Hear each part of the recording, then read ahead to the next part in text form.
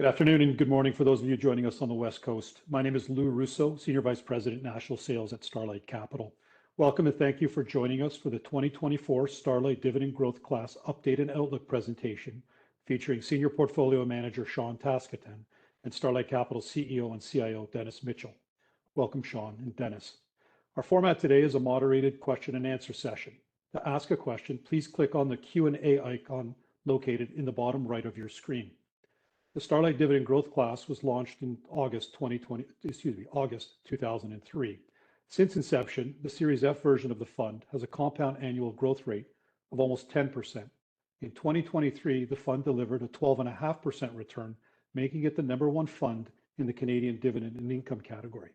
Year to date, the fund continues to impress, delivering a 6.31% return as of yesterday's close of business and is first quartile on a 1, 3, 5, 10, 15, and 20-year basis. I would now like to turn things over to Mr. Dennis Mitchell. Thank you, Lou, and let me echo Lou's sentiments and thank you all for joining us today. I'm very excited to introduce you to Sean Tascatan, a colleague of mine for more than a decade, and let him speak to you about what he's been doing with the Starlight Dividend Growth Class. So Sean, welcome, and without further ado, let's get into it. As I mentioned, you and I have known each other for over a decade, but for those on the call who aren't as familiar with you, maybe tell us about your professional track record. Sure. Thanks, Lou, and thanks, Dennis, for the introduction, and thanks to everybody who logged in. So I have over a decade of experience managing North American dividend growth funds. So I started my career at Century Investments, working in the equity income group. I worked under both the flagship Canadian and U.S. dividend funds there, which won back-to-back Lipper Awards for risk-adjusted performance. From there, I was lead manager of a U.S. dividend fund at an independent, where I successfully turned around a bottom decile performing fund to first quartile using the same strategy that we're talking about today. And now at Starlight, I lead the diversified equities platform, which includes our flagship dividend growth class. Excellent.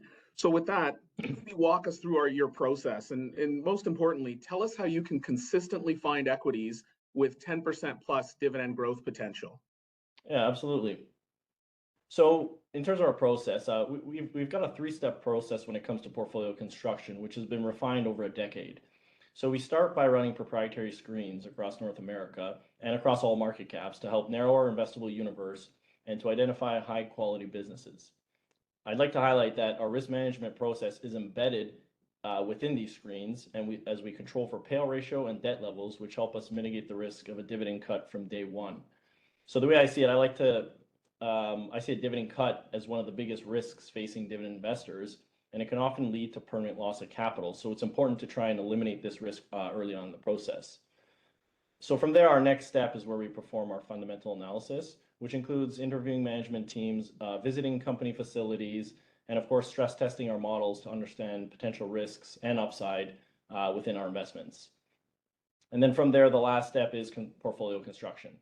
So we invest in companies when they offer us enough return for the risk we are exposed to, and we monitor them very closely every quarter.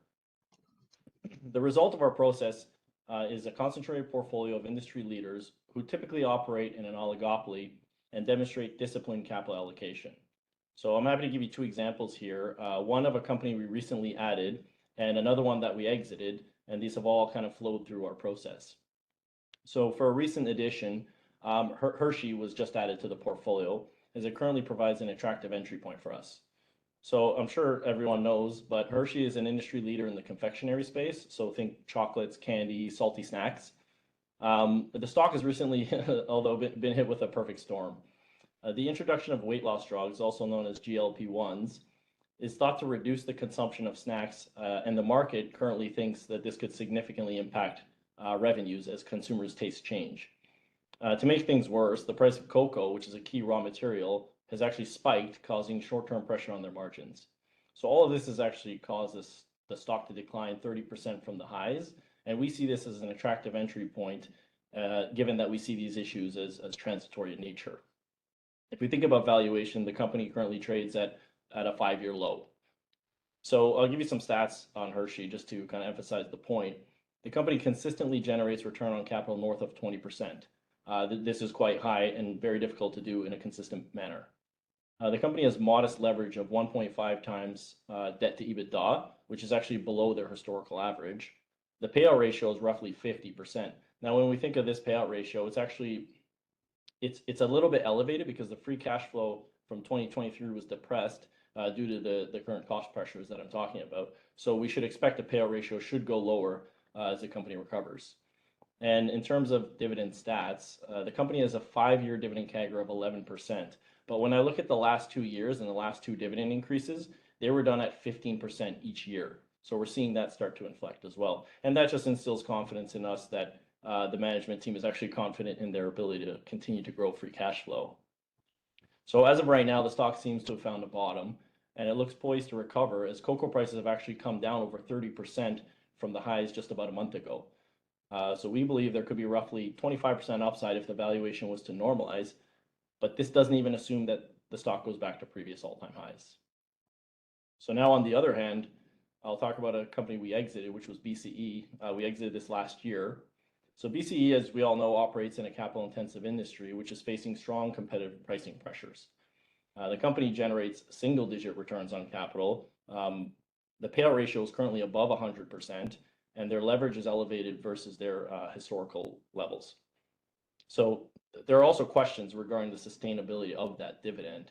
And what that leads to ultimately is that their debt rating could be at risk given the unsustainable nature of that payout ratio. It was recently in the Globe and Mail, actually, I think about a month ago, discussing the potential of a dividend cut. So if we look at the position today, the stock is currently down 24% since we last exited the position in July. Excellent work. And that actually motivates me to ask you just a follow-up question. Talk to me about the structural differences between the Starlight Dividend Growth Class and other dividend funds. Yeah, sure. I do believe our fund is structurally different versus our dividend peers. And I think I have three basically main reasons why we think that we are structurally different. So first, if you look at the composition of the TSX, it's significantly underexposed to healthcare and tech. And it's also seen as a cyclical index given the large exposures to financials, energy, and materials. So what we do is we lean on the US market to bring exposure to some of the best businesses in the world that reside within the healthcare and tech sectors, which Canada is also lacking. What this does is it helps us round out our sector allocations, and it helps diversify our fund, which also leads to lower volatility. Now, the second point I like to highlight is that we can move down market cap and bring exposure to mid-cap stocks, which some of our larger peers may not be able to do given the size of their funds. What's interesting about this is that the data shows small and mid-cap dividend growers can actually increase the return profile of the fund without injecting additional risk. And third, and most importantly, we target companies that can consistently grow their dividend at 10% or more.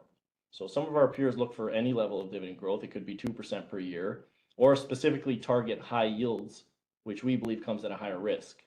And now I recently wrote a piece actually comparing high dividend growth stocks to high dividend yield stocks, which helps demonstrate how our strategy outperforms.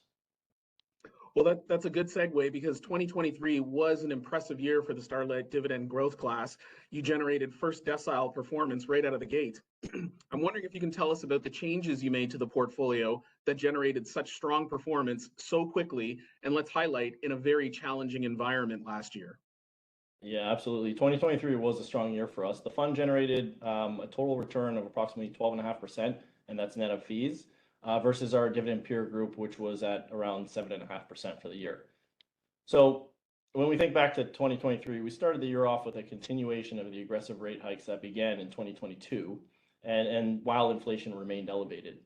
So there were worries of a looming recession, which were exacerbated by the failures of SVB and Signature Bank, which was then followed by the failure of First Republic. With inflation being sticky, the economy was showing signs of topping out. So ultimately, we took risk off the table early in Q1. So what we did was lower exposure to interest rate sensitive parts of the market. We lowered exposure to banks and companies with high debt. And we also held on to a tactical overweight in cash. So we raised cash prior to the March sell-off. And throughout the year, we deployed this cash into the market.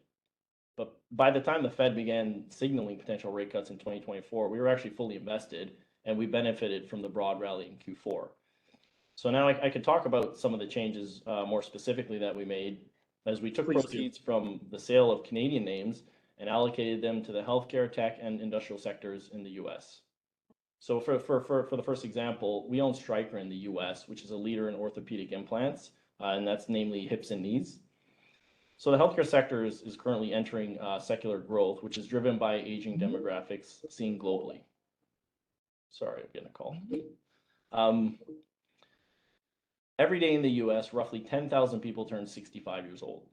This is what we like to call the silver tsunami, which is driving a wave of demand for healthcare products and services. And this is being seen globally. So Stryker benefited from outsized procedure growth, driven not only by these demographic trends, but also due to pent-up demand for elective surgeries, which was caused by the pandemic, where elective procedures were actually halted.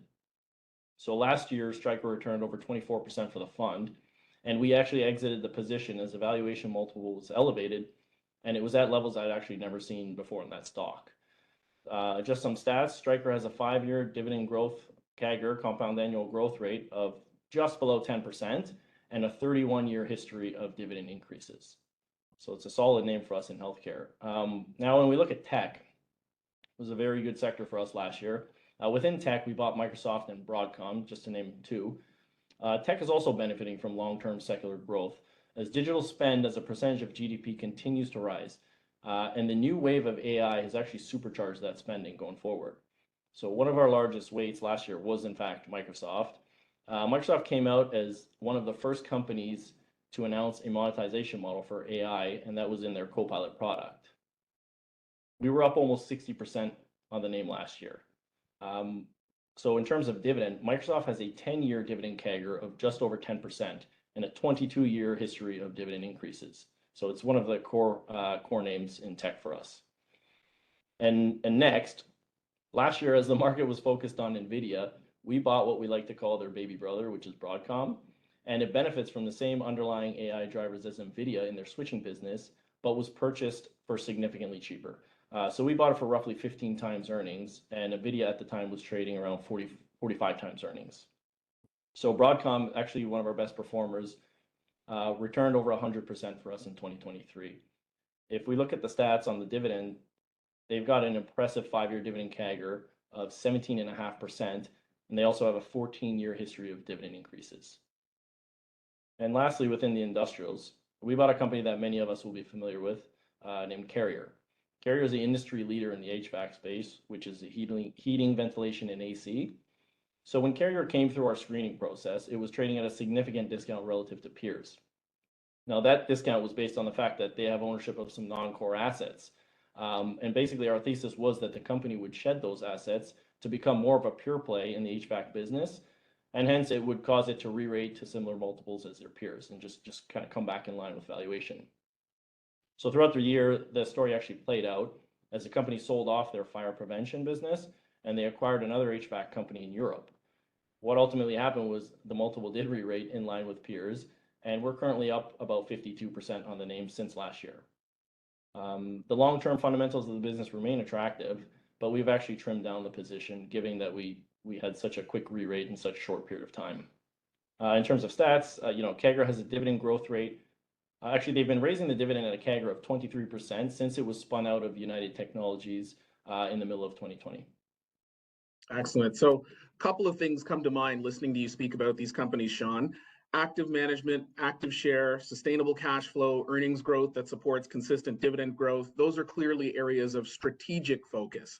I'm wondering what drives tactical changes in the portfolio for you? Sure. I mean, typically tactical changes can occur when the macro environment causes dislocations in the market, and that's kind of what we're seeing these days.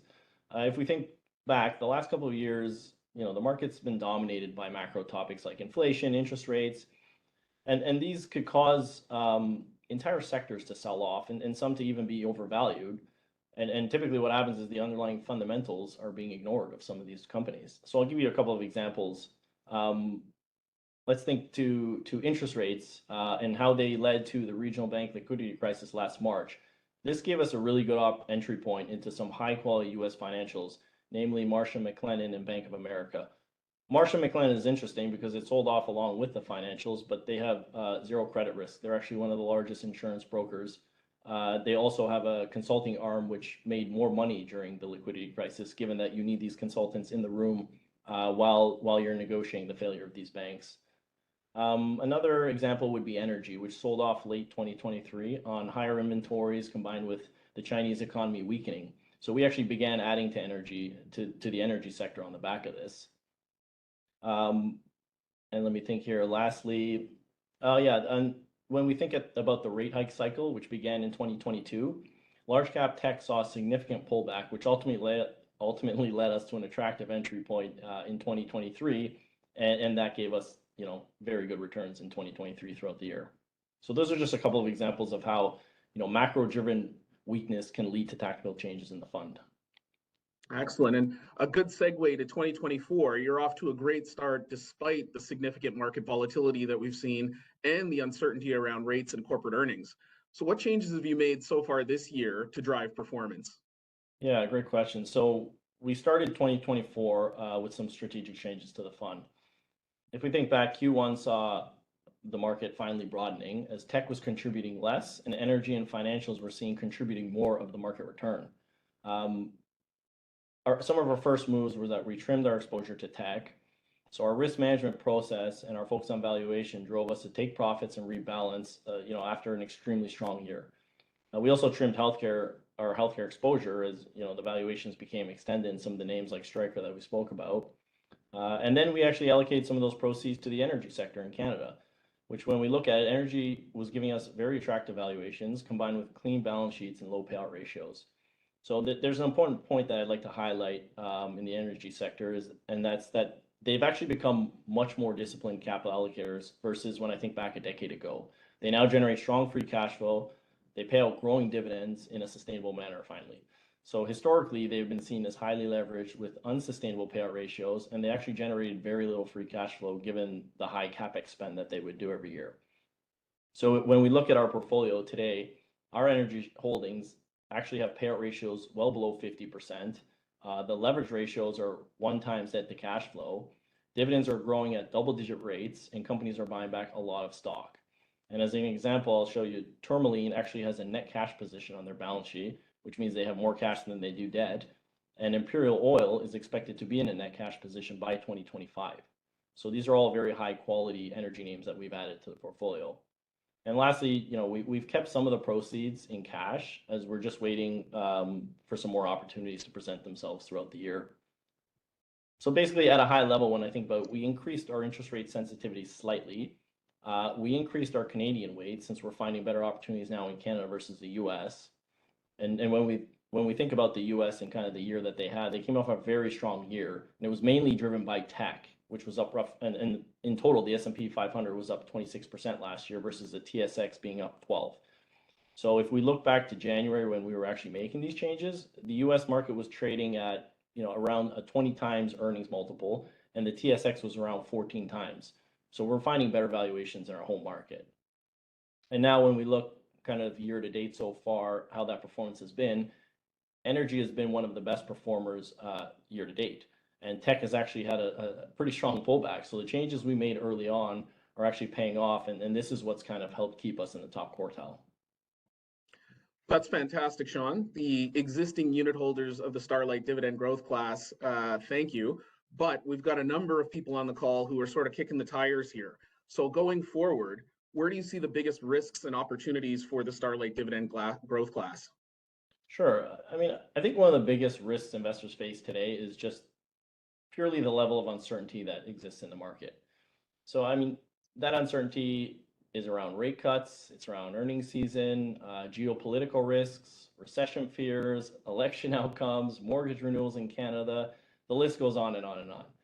But I'll say one of the great things about our fund is that it's an all-weather portfolio consisting of companies that have the ability to grow their free cash flow and dividends consistently, regardless of the economic backdrop. So overall, I'm actually excited to demonstrate the resilience of our strategy regardless of the macro environment, just like we had done last year. And I'll finish strong with an example of a company that we own that exhibits the attributes of all-weather performance. It's actually a current holding, and that's Otis Worldwide. So Otis, as we may know, is a global leader in the elevator industry. A very interesting stat is that it's one of the few companies in the world that was able to grow their operating profit throughout the global financial crisis and throughout the COVID pandemic. They did this while also growing their dividend at a strong double-digit CAGR. So this is representative of the strength we look for in the companies that we invest in. Excellent, Sean. Lou, at this point, I've exhausted my prepared questions. If there are some questions on the line, Sean's happy to take them now. Otherwise, I've got a couple in reserve here if we want to keep going. Thanks, Dennis. Thanks, Sean. If you'd like to ask a question, lower right side of your screen, you'll see the Q&A icon. Please feel free to ask your question. I do have a couple of questions that had come in ahead of time.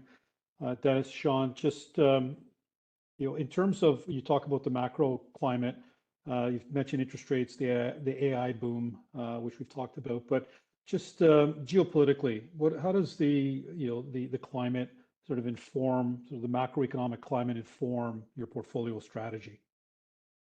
Yeah, I mean, I wouldn't say that the geopolitical environment informs our strategy. At the end of the day, we have a very rigorous and strict process that we adhere to. And we're constantly running screens and we're constantly following the market every quarter. I guess in terms of the performance of the fund and some of the sectors we own, geopolitical risk could play into our energy names as well as our defense names. We own a company called Northrop Grumman, which is a defense contractor in the US. It's a large prime. And typically when you see times of war or whatnot, geopolitical instability, the defense sector tends to outperform. And the same with energy as we're seeing today. You can see the price of crude kind of move higher, and basically that's providing better revenues for our energy companies. Thank you. Sort of a two-part question. You talked about tactical positioning in cash that really has assisted the portfolio last year. Just wondering about sort of maximum cash weights that you might consider in the portfolio, and sort of you run a concentrated portfolio. Just how many names would you like to see in the portfolio at any given time? Sure. The way I like to think about cash is we like to be fully invested. We like to invest in companies that can compound. But I will say, given kind of the macro environment that we're facing today, the uniqueness of the COVID pandemic, it's been a very volatile market the past few years. So in thinking that, it's provided us with a lot of opportunities to enter really high quality names that have sold off, just like I said with Marsh & McLennan, for reasons that have nothing to do with their underlying fundamentals, but they bring the stocks down to valuation levels that we haven't seen in many years, and that gives us an opportunity to enter. When I think about Marsh & McLennan, it's actually, I've got a list of companies that I follow that we call, the dream team. And these are names that when the valuations tend to sell off, we follow them closely every year, every quarter, and that provides us with attractive entry points. So we do like to keep cash low. We do like to be fully invested, but I would say that we're in a very unique situation right now where cash was elevated, especially last year going into the year, multiples valuations were elevated. And so it was difficult to allocate, the incremental dollar to a very high quality name because it was at, a 5-year high in terms of valuation. So we're a bit tactical with cash, but typically we like to stay fully invested. In terms of the second part, I think the sweet spot would be, 30 to 35 names in the fund. What I will say is, though, during times of stress, what you'll typically see is the amount of holdings broaden out slightly, and that helps sort of reduce volatility within the fund. If we're, if we're in a bull market, everything's kind of firing on all cylinders, we tend to keep the portfolio a lot more concentrated. Thank you. 2 additional questions. One, with respect to the performance, the longer term, the short, mid, longer term performance, how would you characterize your sort of your upside capture versus your downside capture in the portfolio? Yeah, that's a great question. The way I like to think about it is this way. We've got an algorithm of performance long term in terms of upside downside. The way I like to think of our algorithm is we're trying to capture 50-60% of the downside, but capture 80% and up of the upside. So when you take that algorithm and you compound it over a long period of time, that's how you get better risk adjusted returns. So that's how we like to think about it. We want to capture the downside as little as possible and capture as much of the upside as possible. And this plays into our process as well. I like to think of myself and the team as risk managers first, and then portfolio managers. So we focus on capital preservation first, then growth. It's tied into the metrics we look at for our process. It's tied to how we talk to the management teams, and it's tied to how we build our models as well. And then what are you seeing in terms of, in terms of liquidity in the names or the volumes in the names that you own or looking to own those dream teams, with the cash hoard, the trillions of dollars on the sidelines? It's obviously, as rates get cut, there is going to be enhanced demand for dividend growers and dividend payers that you own in the portfolio. What are you seeing in the market today in terms of volumes and opportunity? Yeah, I mean, when we think about kind of cash on the sidelines, there's over 6 trillion of cash sitting in money market funds in the US.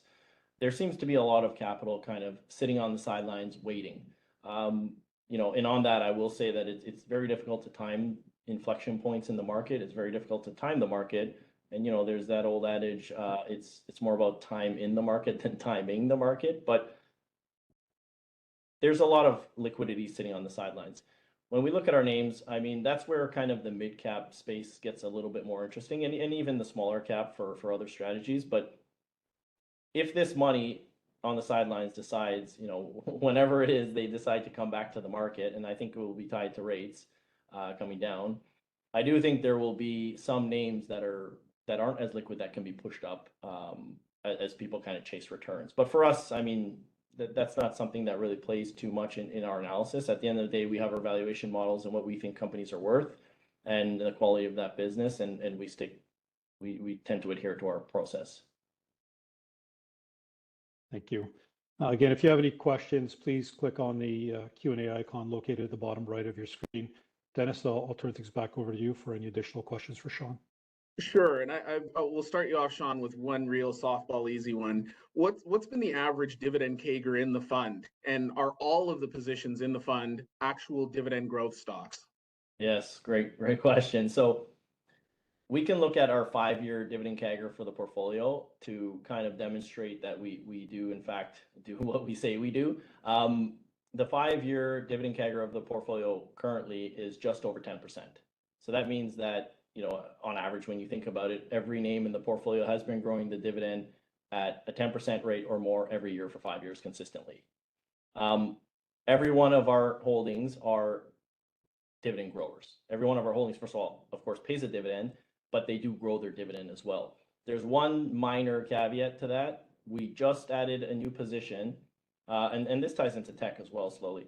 But we just added a new position. It's called Booking Holdings. They're an online travel agent. They just initiated their first dividend. And when I think back to my days at Century, we used to track dividend growers and dividend initiators. Both of those, the data has shown, tend to outperform the market over time. The initiation of a dividend, what it can do is introduce a whole new set of shareholders to your stock. And we're seeing that now in tech. Meta just introduced a dividend as well. Now, the reason we bought Bookings and we didn't buy Meta on that introduction, and it's not to say that we buy every company that initiates a dividend. Booking tends to generate exorbitant free cash flow. It's a very capital light business, and it has growing at a rate much higher than GDP, and it's thought to be long tailed. Now, when Bookings reported, expectations were really high. The stock had done phenomenal heading into the quarter, and it actually traded down, I think, over 10% that day. So that gave us a very unique entry point. But the initiation of the dividend is what really gave us the entry point, because we wouldn't have bought it otherwise. I do believe that they'll start to grow that dividend over time. This is where we're going to talk to management, get a sense of kind of what their thought process is, because it's not just, so what we look for is the willingness and ability to grow the dividend. It's both. One is financial, one is tied to the management team and the board. So our companies tend to have both of those. If you don't have both, you could be in a situation where they'd be willing to cut the dividend for various reasons. Meta, on the other hand, it was hitting all-time highs. They reported, announced the dividend. If I recall, it was up over 10% that day. I was just not going to chase that, simply. Okay. Now, I know you mentioned it's time in the market versus timing the market, but we are at a unique inflection point, right? We've had the most aggressive rate hike cycle in modern history, and now we've got this long, extended, pregnant pause. And the expectation is that the next move by central banks will be to cut interest rates. Canada probably sooner, the US possibly later, just based on relative strength of economies. So, as much as we love the dividend growth story, the question for you is, how have dividend growers performed when interest rates have been cut or during a rate cut cycle? Yeah, great question. In our slides, we actually, in our presentation deck, we have a slide that hits this topic exactly. So typically what we'll see out of the dividend growth space, when rate hikes are first announced, we'll see the market pull back. Of course, it's a discounting mechanism, and cash flows get discounted at a higher rate. Now, with that initial pullback, we see that dividend growers hold up way better. And this ties back to my capture 50 to 60% of the downside thought process. Coming out of that, when the Fed pivots and gets onto an easing cycle or rate cuts, what we tend to see is that these dividend growers actually gain momentum. And they'll gain momentum throughout the years, and they'll actually continue to outperform on the upside as well. And that's where our upside capture of 80% or more kicks in.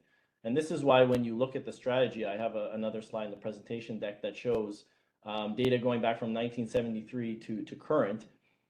It shows you that dividend growers outperform the market over a long period of time on a risk-adjusted basis. And they outperform high yield stocks, they outperform companies that don't pay a dividend, and of course, they outperform dividend cutters, which is the worst performing segment. But this strategy, again, this ties back to being an all-weather strategy. And really, it doesn't matter if rates are going up or rates are going down. Our companies are companies that tend to outperform in any environment, given the fundamental characteristics of their businesses. And again, they have the willingness and ability to grow that dividend consistently over time. Yeah. Lou, I think there's a question in the chat that was actually submitted. There is, Dennis. Sean, what's the current yield or distribution on the fund, and do you see it increasing over time? Yeah, when we look at the distribution, it's actually increased consistently each year. And that kind of ties into our strategy of buying companies that can increase their dividends consistently. In 2023, we actually, I think it was, we tripled the dividend from what it was. The distribution currently stands, it's just below 4%. We do target 4%, and that's up because the NAV has been strong. But yeah, we can expect that the distribution continues to grow in line. And I believe in 2024, we grew the distribution 6% as well. Okay. Last question from me. You and I both know that you love to talk stocks, right? You're a fundamental bottom-up investor. So I'm going to give you an easy one here to close it out. You talked about Otis being an example of an all-weather company. Give us another example of a company that you would deem all-weather that you would expect to perform very strongly in this portfolio going forward. Yeah, okay, no problem. I'll say one of our Canadian core holdings, Waste Connections. So they're of course in the waste management business. This business we see as recession resilient, and that's purely due to the fact that our waste production doesn't really change that much year over year. It's a very consistent number. During a recession, let's say maybe there's less construction waste, and during a boom time there may be more construction waste or development waste. But when you look at the industry as a total, the volumes just continue to chug along year after year after year. And now when we talk about or think about pricing, the industry has significant pricing power. When we look at, let's say, for example, this building, waste collection as a percentage of total costs is a de minimis amount. So if they were to raise prices at even double digits, let's say 10% per year, that's not really being felt by the end client.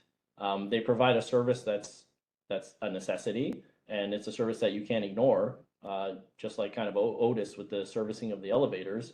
And it's an oligopoly that's very rational in pricing, unlike BCE, which we spoke about. So year over year, what you can expect to see in the waste management business is volumes continue to chug along with population growth, but more importantly, they're acquiring new business, which is highly accretive, and they're raising price consistently every single year. And it's a CPI plus type pricing system. So regardless of what's happening with inflation, they're capturing a spread above that. So they're insulated in terms of their margins being compressed due to, let's say, inflation eating away at it. So I do like the waste management industry quite a bit. Again, like I said, it's a core holding for the fund. And Waste Connections also has a 15-year history of double-digit dividend increases. Excellent way to close it out. Thank you again, Sean. Thank you to everyone for joining us. Lou, over to you. Thank you, Dennis. And thank you again, echoing Dennis, thank you for joining us today. And thank you, Sean. Thank you, Dennis, for your perspectives and insights. If you do require further information or if you have any follow-up questions, please contact your Starlight Capital sales team member or feel free to email me directly at lrusso@starlightcapital.com. With that, thank you very much and have a great afternoon. Thank you.